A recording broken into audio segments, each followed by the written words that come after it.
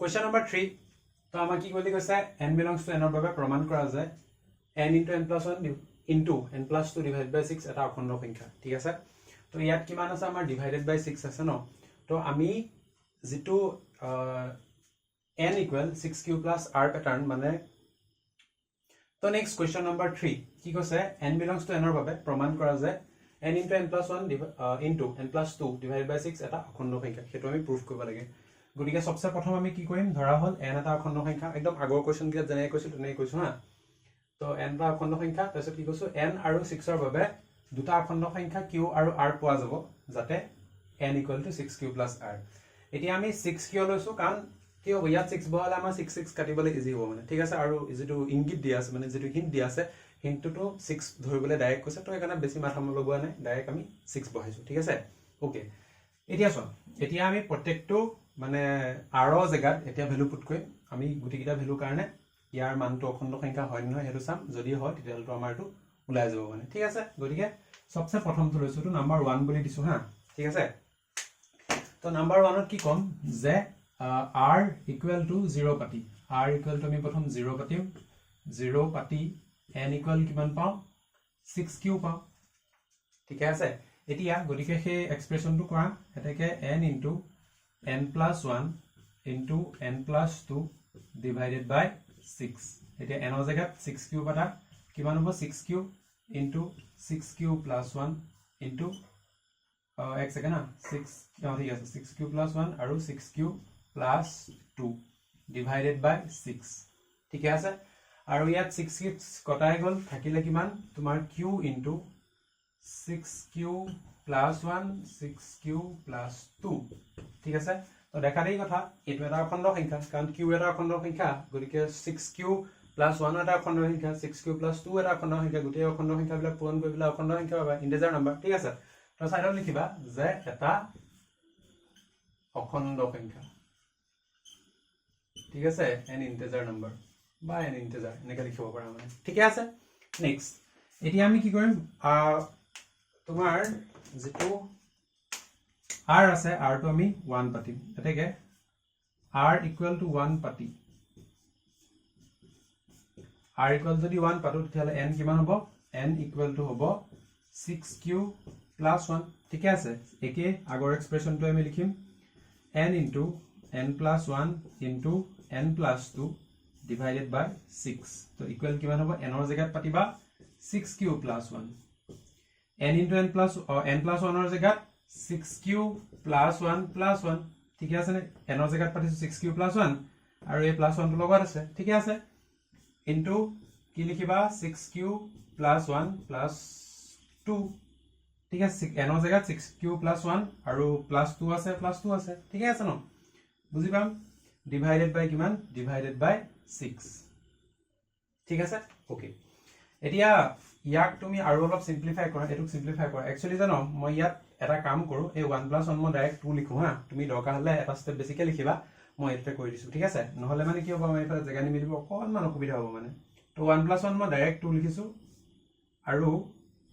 ইয়াত direct 6q plus কিমান 2 plus 1 direct মই 3 লিখিম হা তো 6q plus ডাইৰেক্ট 3 লিখিম ঠিক আছে এটো তেতিয়া অকন শর্ট হৈ যাব ইকুয়াল টু এতিয়া সয়াত কি কমন লব পাই ইয়াৰ পৰা 2 এটা কমন লব পাই ইয়াৰ পৰা 3 এটা কমন লব পাই হয় নাই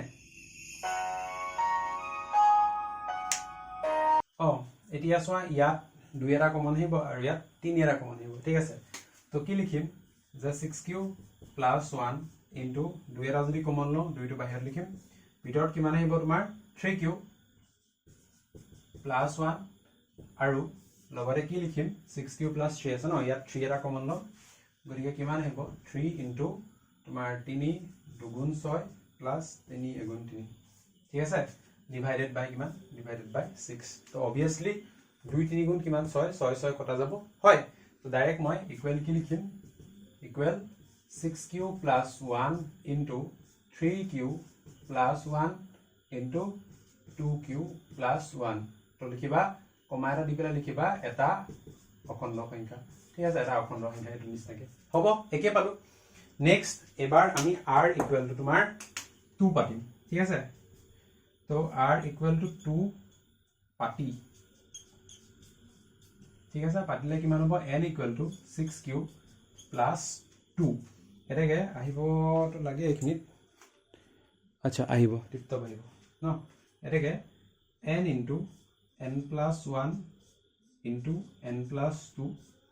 ডিভাইডেড বাই 6 ঠিক আছে তো 6q প্লাছ 2 পাতিম ন 6q plus 2 into 6q plus 2 2 plus 1 কিমান 3 গতিকে 6q প্লাছ 3 হ'ব আৰু কি 6q প্লাছ 2 2 প্লাছ 2 কিমান 4 গতিকে 6q প্লাছ 4 লিখিম ঠিক আছে না ডিভাইডেড বাই তোমাৰ 6 এতিয়া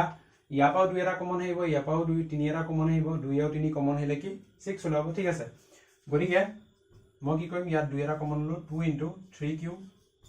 প্লাছ 1 ঠিক আছে ন 2 2 গুণ 6 2 গুণ 2 ওকে আৰু ইয়াত 3 এটা কমন আহিব 3 2 গুণ 6 প্লাছ 3 গুণ 3 into 6q plus 4 divided by তোমাৰ 6 আৰু 2 আৰু 3 পূৰণ কৰিলে কিমান 6 6 6 কটা গ'ল থাকিব কিমান তোমাৰ 3q প্লাছ 1 তাৰ পিছত 2q plus 1 into 6q plus 4 এটো কি হ'ব এটো হ'ব আমাৰ এটা অখণ্ড সংখ্যা লগতে লিখিবা যে এটা অখণ্ড সংখ্যা হ'ব কাৰণ 3q প্লাছ 1 3q q এটা অখণ্ড সংখ্যা 3q অখণ্ড সংখ্যা 3q প্লাছ 1 অখণ্ড সংখ্যা হ'ব তেনেকে এইগিটাও আৰু এইগিটা পূৰণ কৰি দিলে কি পাবা এটা অখণ্ড সংখ্যা পাবা ঠিক আছে আবদ্ধ বিধি গতিকে হেয়াই গতিকে এইগিটাৰ কাৰণে আমি পাই গলো ইয়াৰ পিছৰ গিটা একচুয়ালি তোমালোকে কৰিব পাৰে বাট এটা দুটা কৰি দিছো ঠিক আছে নেক্সট 4 নাম্বাৰ আমি কি পাতিম 6q প্লাছ তোমাৰ কি লিখিম যে r ইকুৱেল টু 3 পাতি r ইকুৱেল 3 পাতিম গতিকে n ইকুৱেল কিমান হ'ব 6q প্লাছ 3 হ'ব ঠিক আছে এটাকে আমি আকৌ আগৰ এক্সপ্ৰেছনটোৱে n into n plus 1 into n plus 2 divided by 6 ঠিক আছে গতিকে এবাৰ 6q প্লাছ 3 পাতিম তো n জায়গাত লিখিবা 6q plus 3 into 6q plus 3 একে কিমান 4 ডাইৰেক্ট লিখিছো তাৰপিছত 2 2 কিমান 4 তাৰ মানে 6q প্লাছ তোমাৰ 3 সৰি 3 2 5 হ'ব ন ওকে ডিভাইডেড বাই কিমান ডিভাইডেড বাই 6 তো অবিয়াসলি ইয়াৰ পৰা 3 কমন আহিব ইয়াৰ পৰা 2 কমন আহিব হয় তো ডাইৰেক্ট লিখিম কিমান তোমাৰ 6q ওকে ইয়াৰ পৰা 3 কমন আহিলে ডাইৰেক্ট কৈছো হা ইয়াৰ পৰা 3 কমন আহিব ইয়াৰ পৰা 2 কমন আহিব আৰু 3 আৰু 2 কমন হোৱাৰ কাৰণে 6 কটা যাব ঠিক আছে আগৰ গিটা নিচিনাই তো ইয়াৰ পৰা যদি 3 কমন লোৱা কিমান থাকিব 2q plus 3 common 2q plus 1 ইয়াৰ পৰা 2 কমন লাগি থাকিব 3q plus 2 into 6q plus 5 কি হ'ব লিখিবা এটা অখণ্ড সংখ্যা বুলি আগৰ নিচিনা ঠিক আছে নেক্সট 4 নাম্বাৰ সৰি 4 টো হলে তো r ইকুৱেল এবাৰ কি পাতিবা r ইকুৱেল 4 পাতিবা r ইকুৱেল টু 4 পাতিলে কিমান হ'ব n ইকুৱেল টু তোমাৰ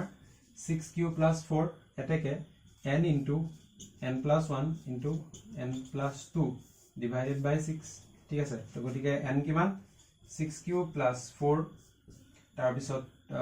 6q প্লাছ 4 প্লাছ 1 কিমান 6q প্লাছ 5 6q প্লাছ 5 তাৰ পিছত আৰু 2 যোগ কৰিলা 6q প্লাছ 6 ঠিক আছে ডিভাইডেড বাই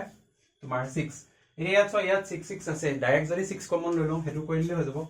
তো ইকুৱেল 6q প্লাছ 4 থাকিব দিয়া 6q প্লাছ 5 থাকিব দিয়া সোয়া ইয়াৰ পৰা কি কমন আহিব 6 এটা কমন আহিব আৰু 6 কমন আহিলে ভিতৰত কিমান আহিব q প্লাছ 1 থাকিব আৰু এই 6 আৰু এই 6 কাটা যাব কাটিলে কিমান আমি এটো পাম ঠিক আছে গতিকে লিখিবা কি এটো এটা অখণ্ড সংখ্যা ঠিক আছে 6q প্লাছ আৰু লাষ্ট এটা আছে হ'ব তো 6 নাম্বাৰ কি হ'ব r ইকুৱেল টু যদি তুমি 5 পাতা r ইকুৱেল 5 পাতিলে n ইকুৱেল কিমান পাবা 6q প্লাছ 5 পাবা গতিকে এটো ওলাব ওলাই যাব ওকে গতিকে কি লিখিব পাৰা n into n plus 1 into n plus 2 divided by তোমাৰ 6 ইকুৱেল কিমান n ইনটু মানে n মানে কিমান 6q প্লাছ 5 ইটু কিমান হ'ব 6q প্লাছ 6 আৰু ইটু কিমান হ'ব 6q প্লাছ তোমাৰ 7 ডিভাইডেড বাই 6 ইয়াটো একে ঠিক আছে ইয়াটো সোয়া ইয়াৰ পৰা 6 এটা কমন আহিব ঠিক আছে এখিনি পৰা 6 এটা কমন আহিব 6 6 কটা যাব থাকিব কিমান